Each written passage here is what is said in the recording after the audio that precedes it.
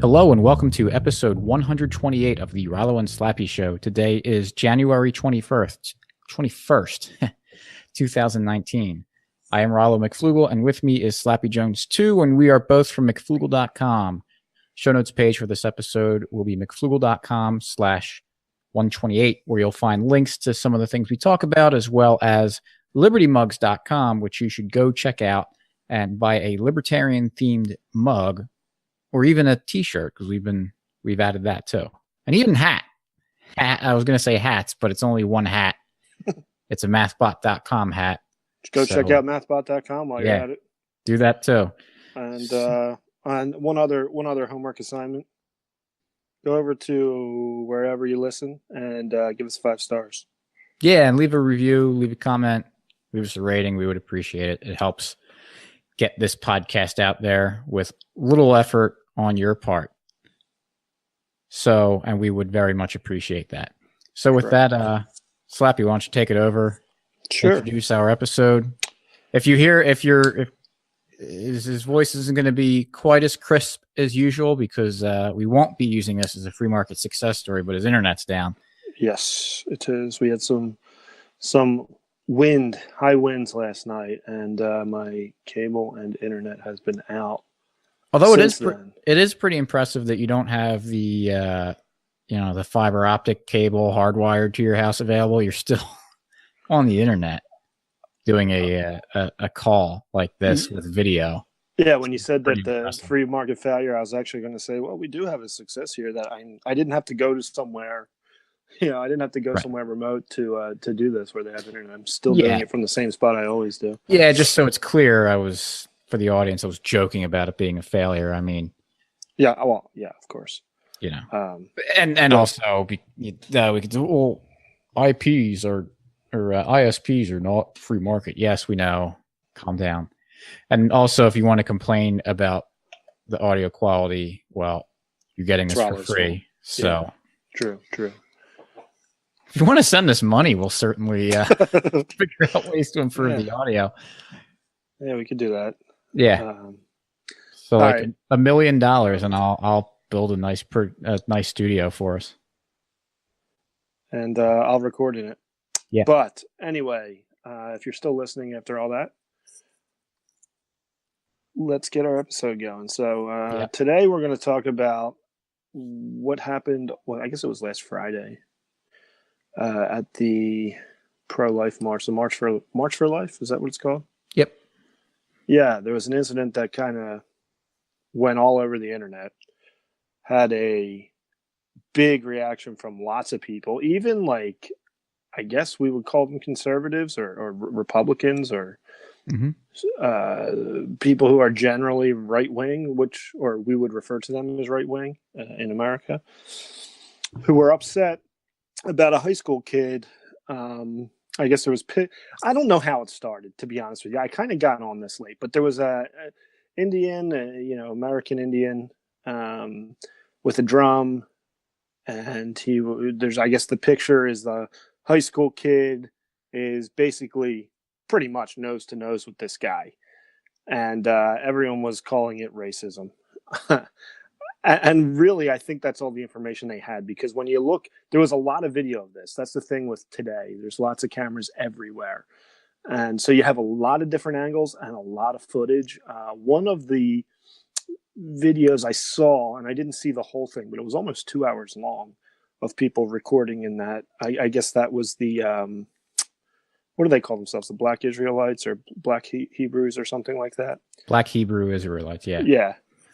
Which I think we've actually talked about them on this podcast, or maybe it was on Friends Against Government. I can't remember. Because I remember. I mean, I don't want to say run-ins. I've seen them. I've heard them. Used to be a member, or currently is. Yeah, no, I'm looking into signing up. But they say lots of provocative things, and they'll set up shop on a corner in the city and just spout their beliefs to anyone who wants to listen or doesn't want to listen. Do you know what's funny? They're kind of, and I was thinking about this, they're kind of very similar to the Westboro Baptist Church. Yeah, I mean, I don't know. In the sense that they say ridiculous things and have religion attached to them. Yeah, Yeah, I mean, they do say some off the wall absurd things, in my opinion, obviously. Yeah. But well, whatever. We don't have And to both groups go hate into gay that. people. That was evident on the video, if you watch that, which I found, which I guess we'll get to as we talk about this, but I thought that was kind of funny that everyone jumped over this kid, literally a kid in high school. They were ripping him for being racist and I don't know what else, white privilege and whatever. Meanwhile, the people on the other side, not the American Indian guy, but the Hebrew Israelites are shouting all kinds of obscenities, dropping the N-bomb on one of the high school kids, and saying just some really awful things. And you don't hear about that. All Right. you're hearing about is this high school kid. So, Rollo, I know you have lots of thoughts on Yeah, this well, because we've been texting about it. So, since we're on the subject of the Black Hebrew Israelites, and I posted some videos on Twitter that I pulled from the longer 2-hour thing, and that's linked in the show notes page, so you can see what they were doing. Because that's kind of how all this started, and we'll kind of circle back to that. But just about what these guys were saying, and how it's interesting that the people that are like no one is really reporting this except for the people that are, I guess, more right wing, trying to push back against the other the PC culture, right. They were saying things like, well, they're calling all the students future school shooters.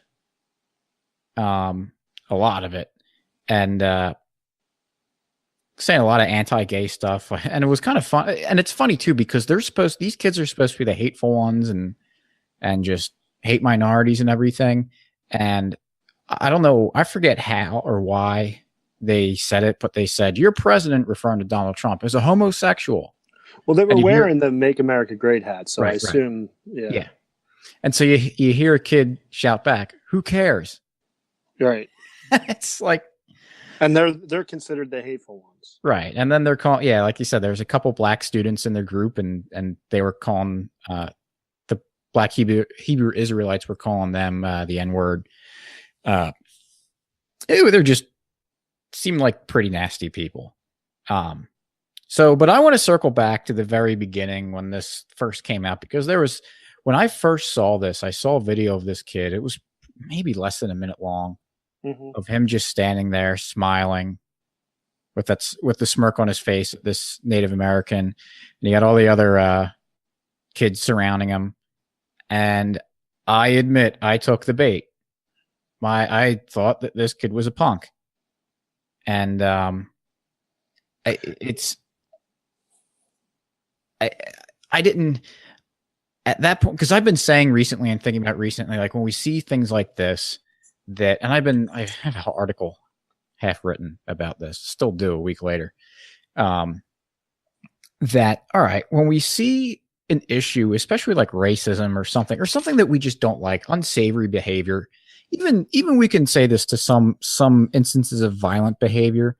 It's like you see something just miles and miles away from you involving people you don't know and will never know. Like, what is the purpose of like flipping out over it? So my reaction was, wow, this kid looks like a jerk. And I think I commented, and I shouldn't have said this. It's not nearly as bad as what everyone else was saying, but I said, there's no reason for these internet social justice warrior mobs to go try to dox this kid. He'll learn when he does that to the wrong kid in school, he'll get popped in the mouth. So it was stupid on my part, because the kid, as we'll discuss, the kid actually was doing the right thing. Yeah. Like really well. Like he was actually, when you hear the whole story, is actually impressive. But I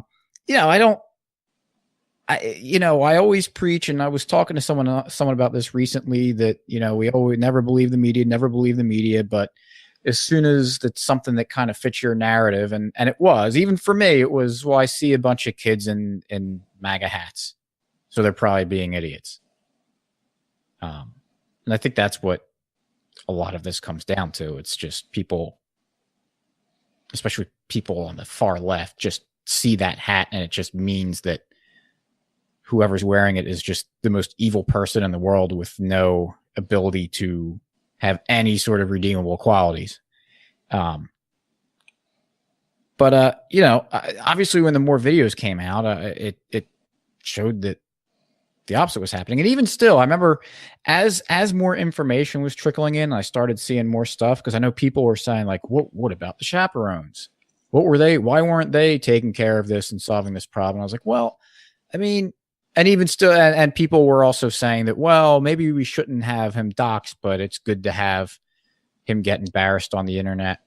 And I was kind of saying that too, because I don't know, this video looks kind of bad. But even still, it's like, I think it's better off that the parents in the school just deal with this situation instead of random people on the internet. And that's still like, because again, you're seeing just this, especially with that first video that came out, you're just seeing a very small picture of what happened. And I know my dad always says it, and he heard it. He always credits my grandmother for it, is believe half of what you see and nothing of what you hear. And like, they're wise words, because if you took that advice and you heeded those words for this situation, you wouldn't have fallen for this obvious fabrication of what happened. And I don't know, I'm bouncing all over the place with this, but so this kid went from being, and I don't want to say his name, even though it's out there all over the place, because, you know, he doesn't deserve all the negative attention. And I don't want to, I guess it's more symbolic than anything else, draw more attention to him individually, because even though he actually was the good guy in this situation, it's just terrible for a 16-year-old to have to deal with. Yeah, certainly. So do you want to talk about what actually happened? Well, yeah. Okay. Let's get into that. So, all right. I don't watch the evening news much. I usually get my news from Twitter or people sending me text messages. I don't know. I get it off the internet typically, but whatever, Friday night, I guess I didn't hear about this until Saturday morning. I don't know when it broke, but I just got on Facebook and I'm just scrolling through and saw a post by a high school friend of mine talking about how awful this incident was, and how, you know, she's not even going to post the video because it's just so offensive. And how can you be pro-life if you're not respecting all life? And, you know, the typical cliches you hear from certain types of people. And so I didn't even like look into it then. I just kind of rolled my eyes, because it's like this outrage culture. I'm thinking, all right, you got a high school kid. I was a high school kid before. I assume the kids were probably being idiots. Like right. You were saying, you just could, because that's what 16-year-old kids do sometimes. They're not right. Always... We both went to all boys Catholic high schools, and yeah, it's like at that age with a bunch of group and getting riled up, it's really hard. You get rowdy. Yeah. It's harmless. It's fun. And that's also the point I kind of wanted to make too about this, was that even if they did act the way that people were accusing of them, like, who cares? Yeah. Like, they're kids, and like, it wasn't that big of a if that hurt, yeah. If that ruins your day, sitting there on the internet and this thing pops up and that like ruins your day, and you feel like you need to go do something, like figure out what this kid's name is and send emails to the school and the diocese that they're in. Like, get a life. That's like what Thaddeus Russell talks about, the progressives being the Puritans of the 21st century. Yeah.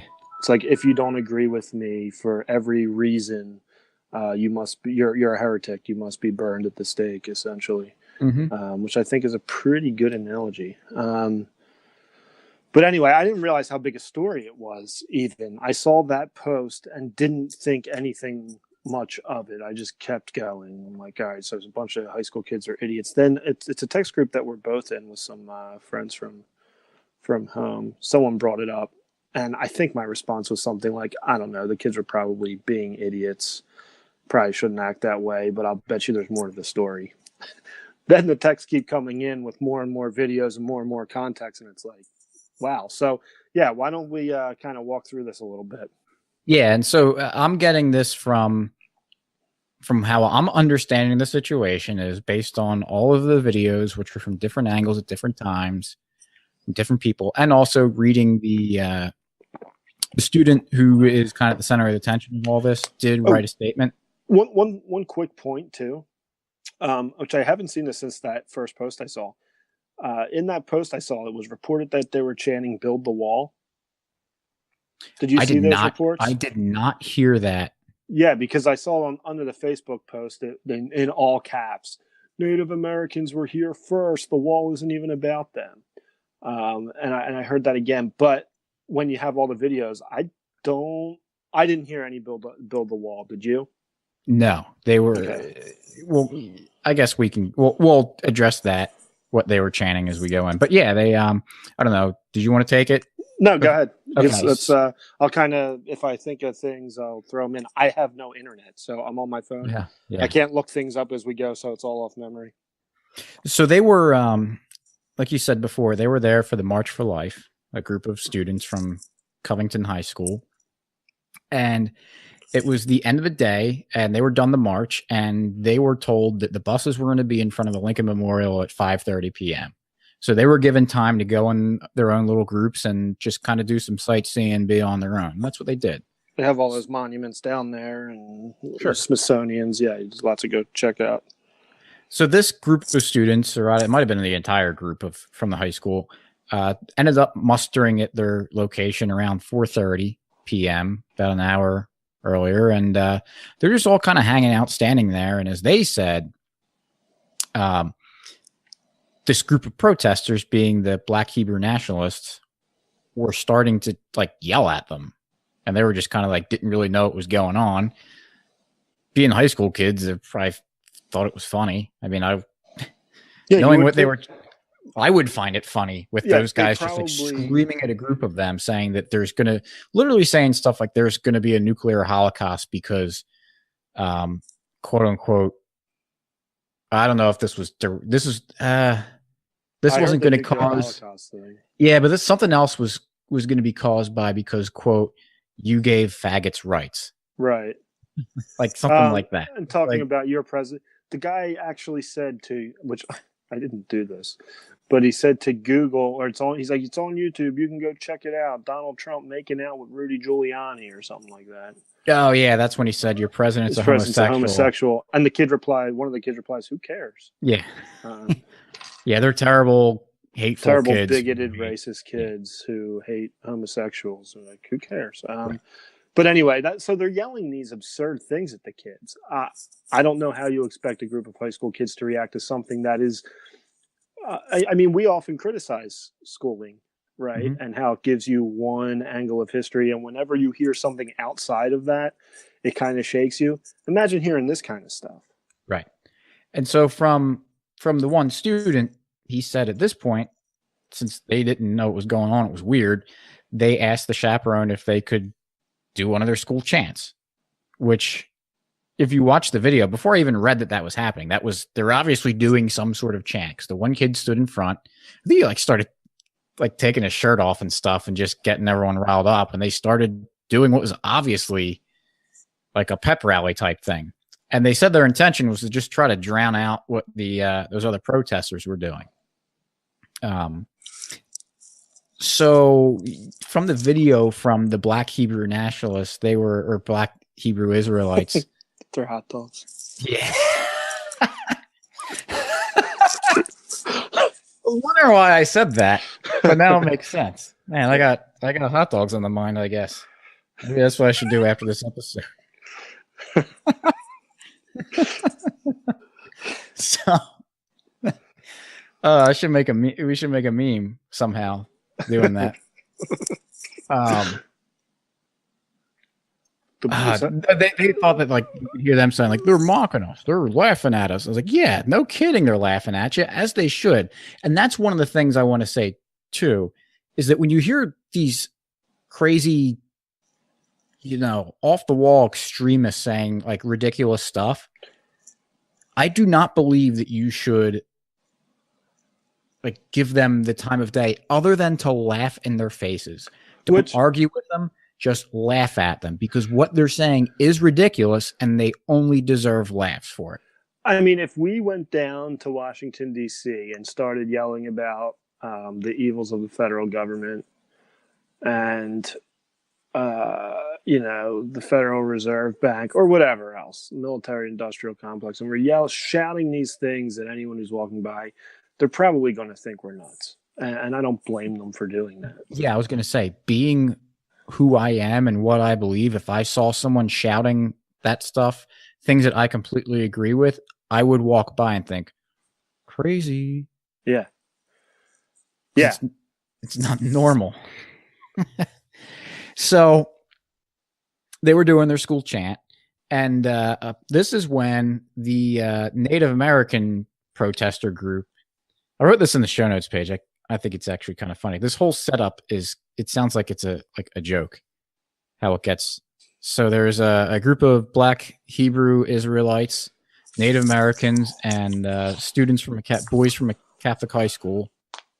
What do you get when you combine? Walk into a bar? Yeah, what do you get when you combine?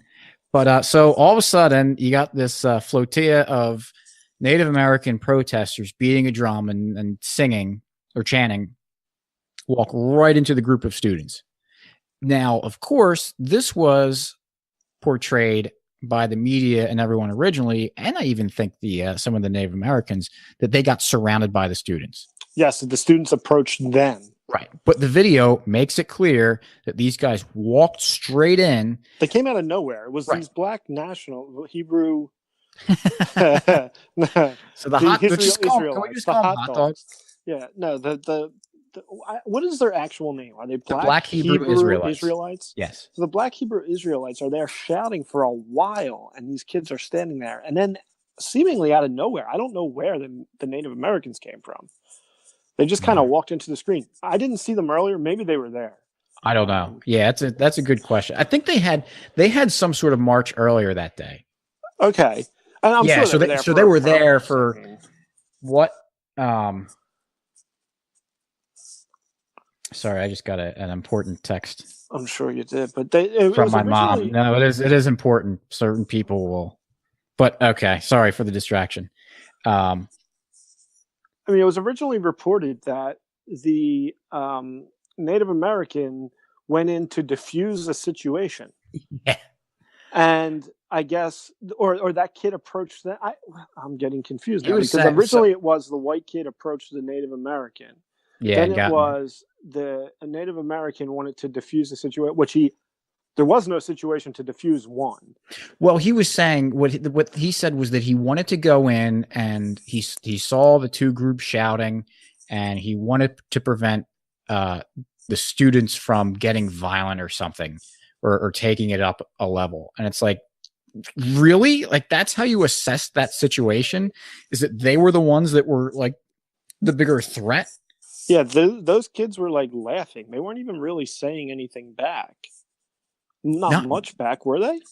They eventually did, but it was just a couple of them were kind of standing there, and you could hear the chaperones telling them, all right, get back behind the whatever, like a line or something. And they did. Yeah. Like, the students were listening to the chaperones. It was actually some of the stuff the students said was pretty funny. You have to go and watch the video, like, just because they just didn't take them seriously. It's how a group of high school boys reacts to these crazy people is how I think everyone should react to these people.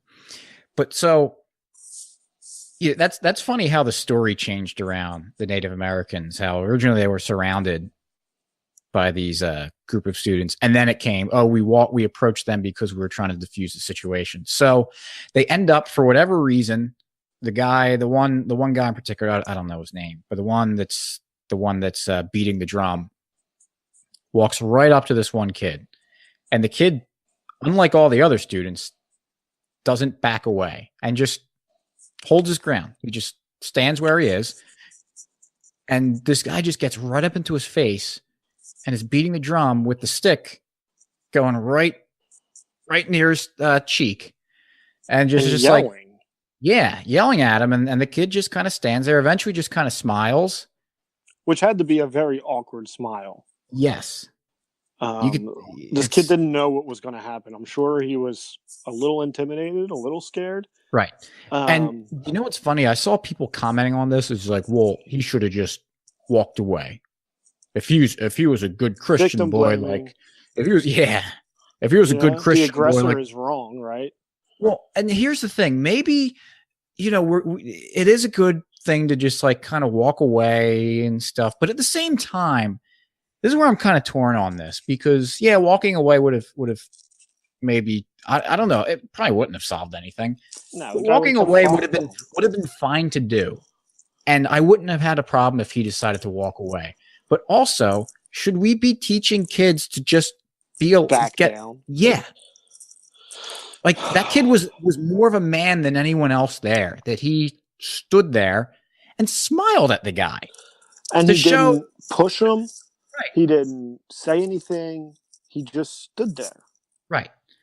And so as this was going on, one of the other Native Americans started saying, "Go back to Europe," and this is really what sold me on this kid who was standing there smiling. What really sold me on him being a good kid and makes me tend to believe his side of the story. Also, considering all the video evidence corroborates with him. But there was another student got into it with an argument about whether or not they should go back to Europe. And you see this kid who was standing there smiling, turn and look at this kid, shake his head and kind of give that, be quiet, stop, shut up. Hey, no, don't do that to the other student. And so it was like, all right, you really think that this kid was trying to cause problems when he's not getting in any of the other people's faces. He's telling his friends or the people that he's with that, hey, why don't you back off? Let's not keep it going. Return any even verbal volleys. So the way this kid handled the situation is pretty impressive. Absolutely. I think he's a junior in high school, so 16 or 17 years old. The fact that people are sending him and his family death threats and everything, and you have adults, this is really ridiculous. I thought it was bad enough that I said that, oh yeah, maybe if he acts like that, he'll get popped in the mouth in school. There were a lot of people, full-grown adults, literally offering bounties for someone to get a video of them punching this kid. Yeah, that's insane. And it's like people with blue check marks next to their name on Twitter. Yeah.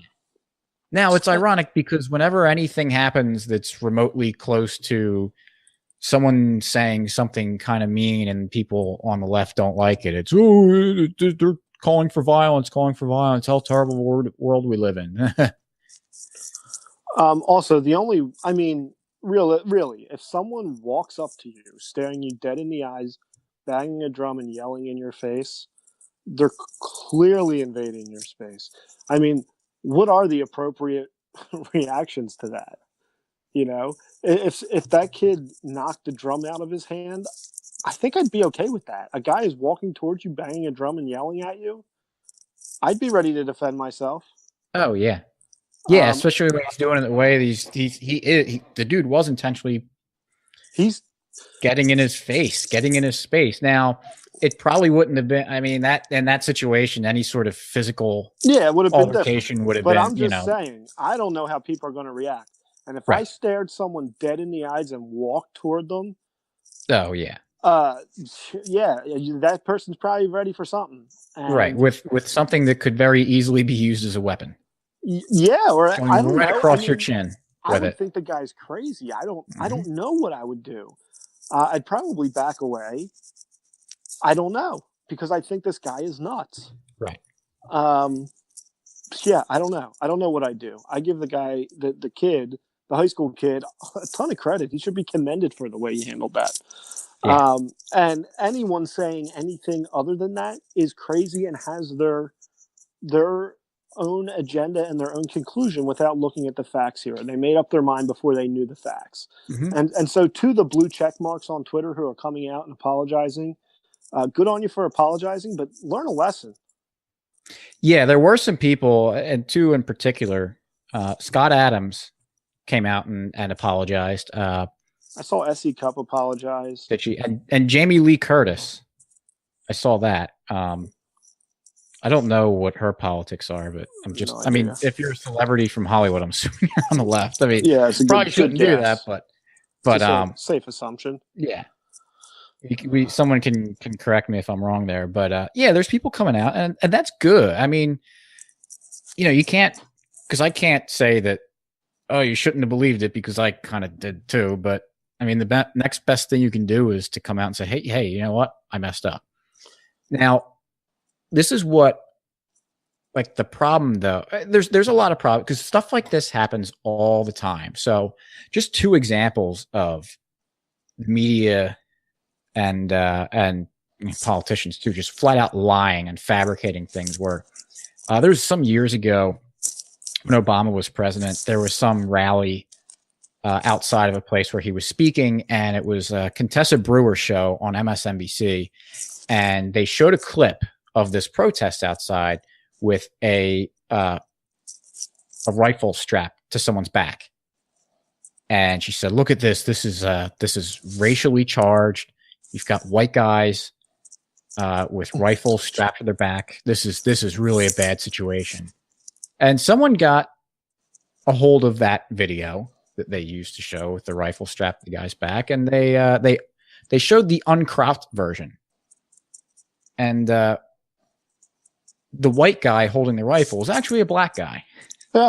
So they took this video and just just literally cut out the spot, what they wanted you to see, and then told you the opposite of what was happening. Another good one was, remember, I think he was from Florida, a representative from Florida, Alan Grayson. Mm-hmm. He was like really annoying. He would get real passionate on the floor of the Congress. But, it was always something stupid he was saying. So during his campaign for, I think it was re-election, he one of his campaign commercials was a clip from his opponent, who was, I don't know what he was doing. He was giving a talk somewhere, and he was talking about the Bible. He said, pick your favorite Bible verse. And then he says, and in this guy's commercial says, mine is, husbands, love your wives, and wives, submit to your husbands. And so the commercial is like, you really want this guy who's like, that's his favorite Bible verse, is that wives submit to their husbands.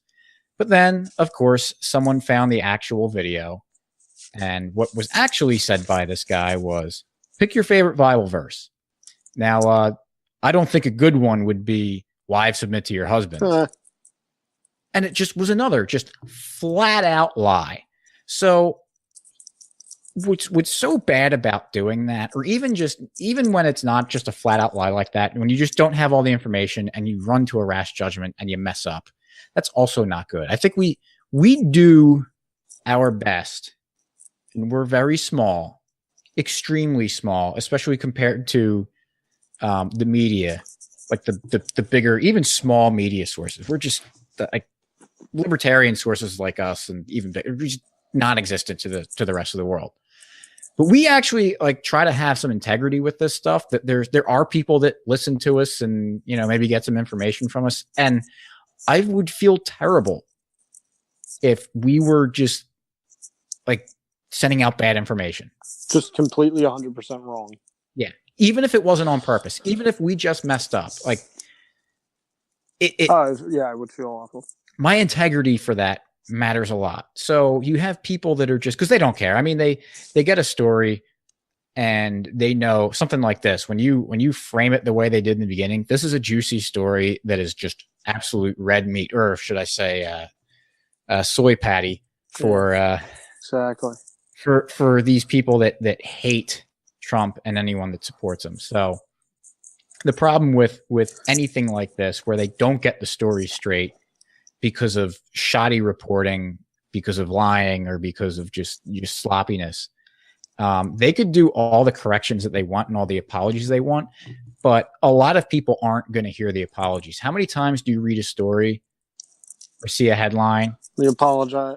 They apologize on the 6th page in the bottom right. Well, no, not even that. But it's just, when you it's like it's like a rumor. Yeah, it's like gossip. You can't take it back. People hear it, it gets spread. They're not necessarily going to go back, and people don't go back and say, I just read this news story today. You know, let me go check it and see if they still if they're still standing by what they said. So when this information gets out, it doesn't all come back in when you make a correction. So that's why you have to be really, really, really careful if you actually cared about getting the story straight. If you had integrity, yeah. If you cared about having a real story, if you care about other things, then yeah. I mean, that's why they do this, in my opinion. I think they're trying to form opinions or help form opinions, and they know when they put out a headline that no one's reading the article, they're just going to form their judgment and move on, and it just goes in the back of their head. They'll forget about it a week later on a lot of stories, but it still sticks in there, you know. But one thing I wanted to bring up that we mentioned last week on the podcast too, but why is it that the only explanation for anything negative happening to anyone is always racism? Yeah. There's no other possible explanation. Like, some guy is banging a drum and yelling in your face, and the reason you stand there and smile is because of racism. Like, there's no other possible explanation. There's no one that says, who is this kid? Like, he's just a normal kid. Don't you know if you wear a MAGA hat that automatically means you're a racist? Yeah. Right, exactly. Which is why, you know, people are building a wall to keep people out, right? And they all want to come here because this is such a racist country. Yeah. Like, give me a break. I mean, who wants to go to the racist country? That's a good question. But the other thing that I wanted to say about the media is, go ahead. No, I actually forgot what I was about to say. Okay, go ahead. Well, I don't need to put the disclaimer out here. I know that racism exists. It's just not half the country who voted for Trump is not racist. Right, and that kind of actually reminds me of what I wanted to say and dovetails nicely into it. Is it like, why does and I say this all the time, and I still believe this, but I don't believe that the vast majority of people think that anyone that supports Donald Trump is a racist and a horrible person. I don't think that people that are more right-wing or conservative think that every person who's a liberal is just absolutely stupid and evil. I think the vast majority of people get along pretty well. But when there's, you know, a red meat like this just kind of thrown out there to gobble up, and people believe it right away. And this goes for both sides, because both sides do this. Mm-hmm. There's a story that is very convenient to them, that shows that people hits at their emotional whatever. It shows that there are extreme people on the other side, and that validates their positions. Mm-hmm. Because there's crazy people saying ridiculous things on the other side. And so that somehow, for whatever reasons, helps validate what they believe. And so when it comes out that maybe it's not actually true of what happened, they can't back down from it, because, well, one, they already have egg on their face for believing it so hard, but it kind of just doesn't help fit their characterization of the other side. That it helps their position if they can just paint the other side as crazy and wacky and stupid or whatever and evil. So it just creates this stupid, vicious cycle of sending these volleys back and forth, of trying to prove that the other side is more evil and crazier and dumber than the other, so they can just never back down.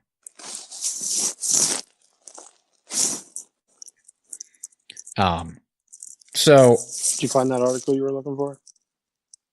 Was I looking for an article? Oh, I thought you were. I thought you were looking to see if they're still portraying it that way or something. Oh, no. Maybe not. Okay. Well, I'm wrong.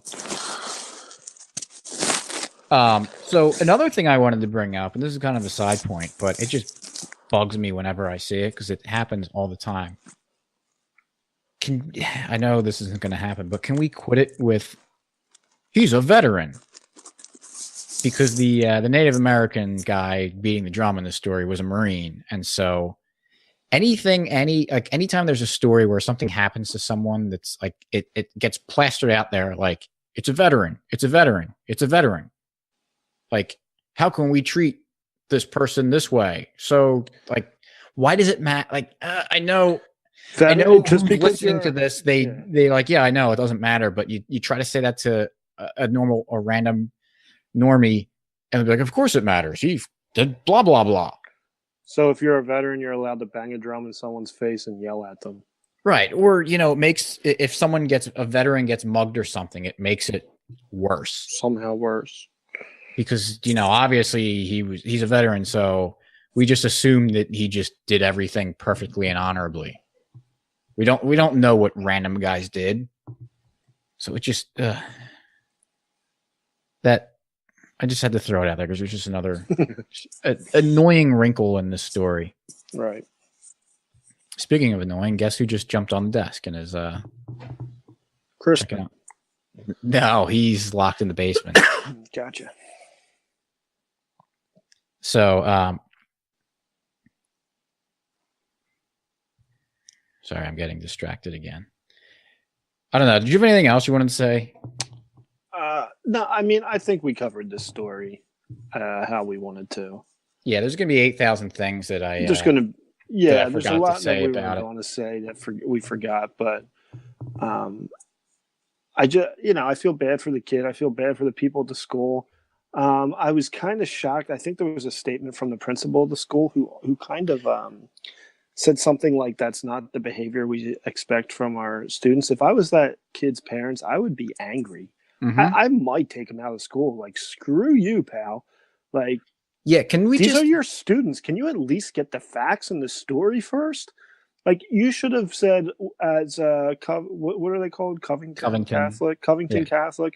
We are proud of the way our kids handled a grown man approaching them yelling with a drum, and they stood there and it did not escalate into violence at all. And when the buses came, we heard the kids say, thank God, we wanted to get out of here finally. Yeah, that's the other thing. When the buses finally came, they all left. And they left immediately. They couldn't wait to get out. It had to be extremely uncomfortable for them. But they're in some city they're not from, waiting there with these people yelling at them. Well, yeah, and to the point of the principal and the school coming out and, like, can we just have when something like this happens, can we just please have an organization that even if they don't, like, if they have to immediately give a statement, instead of criticizing their own people, like, having some faith in their own people in the organization and say, like, hey, you know what?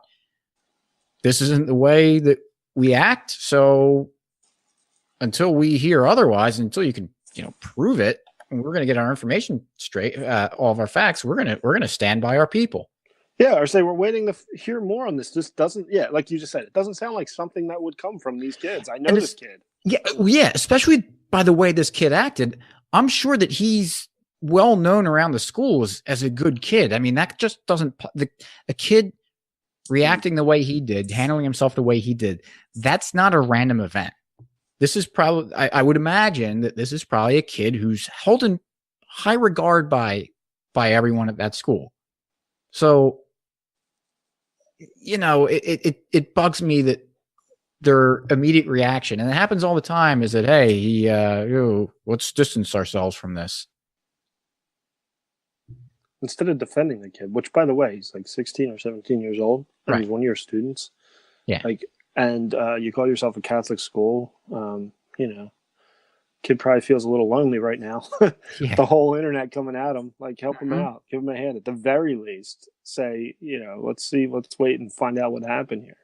Yep. Maybe I'll send him a tractor. Yeah, you should. I will do that. All right. So I think we beat it to death. Yeah. You got a free market story? Yeah. I just want to summarize real quick. When something because it's bound to happen again. And actually this kind of show, I don't know, never mind. I don't even want to say that. But even when it's someone that we don't like, that we see a short video clip of, let's take a second, especially when the media or otherwise people who are otherwise go nuts on stupid things and are known to do that and exaggerate and lie. Let's take a step back and just say, hey, well, let's hear the other side of the story. Let's see if there's more to this video. instead of just going right along with it. Because I also, was one of the people that, and I didn't react. Like, I hope it doesn't come across that I reacted like part of this lynch mob going after this kid. I was like, yeah, he looks like an idiot. And yeah, why do I don't know? Like, it's like I feel the need because some kid in some other state somewhere didn't say or do anything. He stood there. But even you feel a need as an adult to go and attack that kid, right? Like, it's one thing. You're a loser if you do that. It's social media. Like, I don't mind when people see something and they comment on it when they don't know. Sure, like, there's an article, comment on it, fine, whatever. You see something, go ahead and comment on it, even if you're wrong, whatever. But the idea that you have to, that even if this did happen the way they said it happened, right? Why is this national news? Why do you have to go box this kid? Yeah, why does it matter? Why does CNN cover it? I'd be like, if I'm in the newsroom, I'd be like, oh, a high school kid did something stupid. Holy shit, we can't have a news like. Who saw that? If that was the way it went, I mean, this is just insane. It's one kid. It's one thing. If that were your kid, if that were your school, if that were your town, when something happens locally to you or affects people that you know, okay, that's fine. Get involved and figure something out. This is even a nothing story, by the way. If anything, it's the grown man being a jerk is the story. Right. But anyway. Yep. No one's criticizing him or the Black Hebrew Israelites. Yeah. So, all right. Yeah, I do have a free market success story. We've been having some not great winter weather, a little bit of snow, some ice recently. And where I work at the refinery, haven't had one of them in a while. When there's snow and ice on the ground, there's messages, notifications that get sent out that slip resistant footwear is required when you're going around outside, so you don't slip and fall due to snow and ice. It's slippery out there. So over the years, there's been different ways of using slip resistance footwear. So when I first started, it was stuff called this thing called Yak Tracks, which were these coils of metal that were in X's that you would strap on the bottom of your feet. And they worked well in the snow, but as soon as if you forgot to take them off when you walk inside and you walk on carpet, you're like pulling the carpet up under you. Nice. Or when you had to walk on metal or grating, which you often had to in the field, it was like a slip and slide. And then they had these other stuff, these rubber kind of booties with little metal spikes in the bottom. That you would pull over your boot, but you broke your hand trying to put them on. They were a pain in the butt. And if you were out there a while and snow got in over top and kind of melted in there, it just trapped the water in between this rubber and the boot. They later came out with these things that kind of slipped over the bottom of your feet. They were rubber bands kind of attaching to them, and had little spikes on the bottom, and they were good, but still they would kind of fall off sometimes. So this year they actually have a new product that they're advertising and making available for people to use, where it's just this, it's very simple. It's a square pad. It's got the spikes on the bottom and it's got a strap on it. So it goes over, what's the space between the heel of a shoe and like the front? Like You're asking me for that term? Yeah. Well, do you know what it is? No idea. Yeah. I mean, I have shoes. Right. So what you do is you wear the pad with the spikes on it through there. Yeah. And then the strap goes over top. So when you're not walking in the snow anymore, like you got to go inside, all you do is just rotate it up. Oh, cool.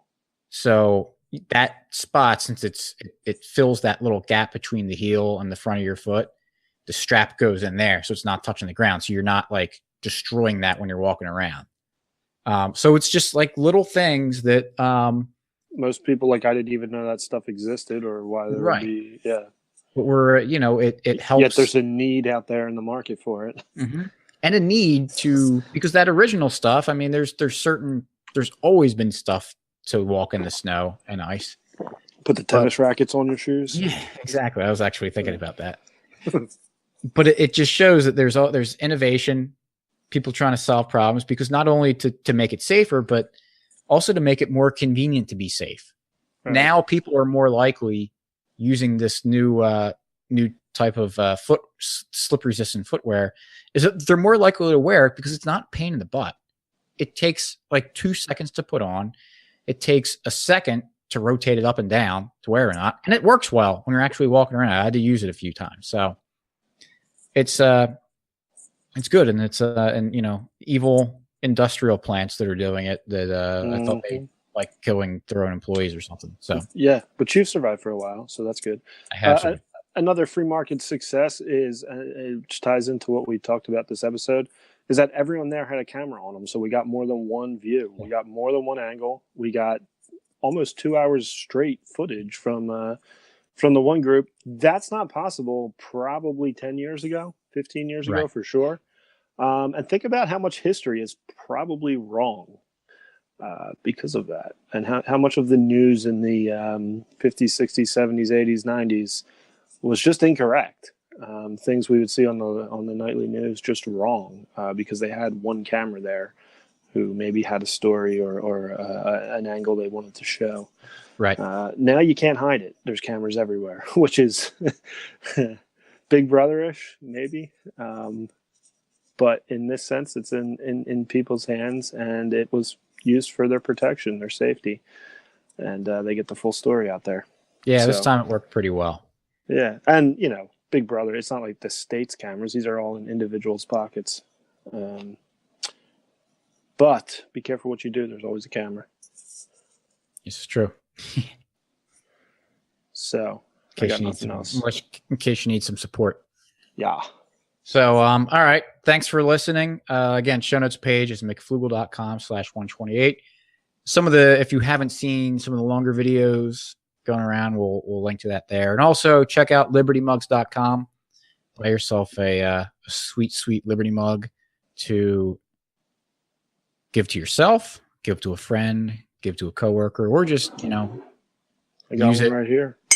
Yeah. You know what I think is a great purpose for it is that buy one that, you know, someone in like your family or friends group, like, will affect them. Like if you have a brother who's a teacher or something, buy one of the mugs about teachers.